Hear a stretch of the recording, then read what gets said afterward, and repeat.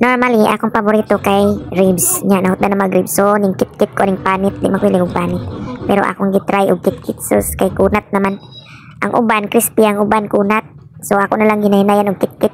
Lami man pod ang panit kay naa diha ang mga mga seasoning, char. Pero nagpadayon gyapon kog kit-kit kay since na napay oras mag kit-kit. So, kikito na to ning maayo. Anton napulaan ko akong gihatag sa akong partner. Og kanina pong nukos akong gibirahan. Ako na pong ilawan ulami manday humok kay tanan. Humok kayo pero naginahinay ko kay basin malangkat niya akong breast in town. 4,000 ra ba ning isa pero kere ra gyapon bala nagkaitom ning suwang o ganing hipon matang tara beto ning limugmugag tubig. Pero nalingaw jud ko sa akong kaon bisag busog na kay ko sa tanan.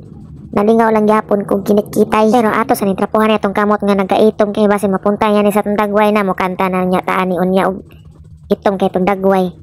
Nagkamuritsing na tamay buong nga atong mga guest diha. O karon ang barbecue na po na atong kitkiton. Bisag busog na kaayo. Hala, kitkiton na. Kinikita lagi hapon.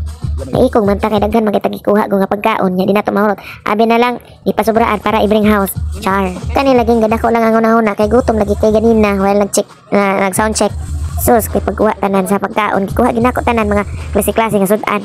Sus karon kay paghungit pa lang sa ikaduha katulo. Busog na manuon ko. Ang ako yung gibadatan diri no kay squid, sinubang isda og kinilaw. Tanawa nag-check na sa iyang breast o abi niya natangtang na. Umbati gid ada kay wala na ni ugma. Og naka bring house jud ko diri og lechon o squid og garlic chicken. Unya, apil po ang mga pod og kaon, lechon. Busog po kay sila. Di man pwede nga mag-bring house ning dili sila apilan gina namo kay mama na mong diri sa among balay.